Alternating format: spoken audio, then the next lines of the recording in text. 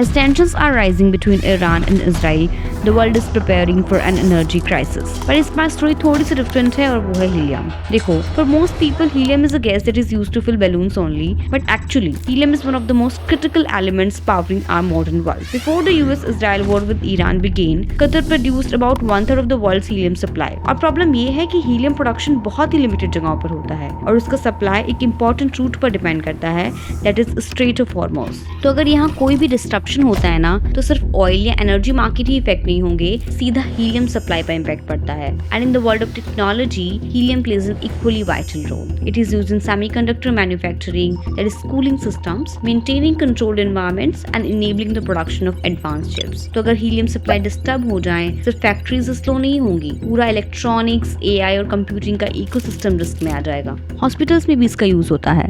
MRI machines में helium use होता है क्योंकि ये सुपर कंडक्टिंग मैग्नेट्स को एक्सट्रीमली लो टेम्परेचर पर कूल करता है।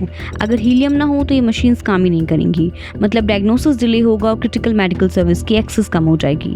अब सबसे इंपॉर्टेंट बात, helium can not be easily replaced. इसका बॉइलिंग पॉइंट बहुत ही लो होता है, around -269 degree Celsius, and it is chemically inert, making it irreplaceable. अगर शॉर्टेज ऐसे ही कंटिन्यू रहेंगी तो हेल्थ केयर महंगा होगा, टेक्नोलॉजिकल डेवलपमेंट स्लो हो जाएगा, and it will increase pressure to develop recycling and conservation technologies. Imagine अगर आज कॉन्फ्लिक्ट खत्म भी हो जाए, तब भी प्रोडक्शन स्टार्ट होने में एटलीस्ट 5 वीक्स लगेंगे, and months more for supply chain to stabilise.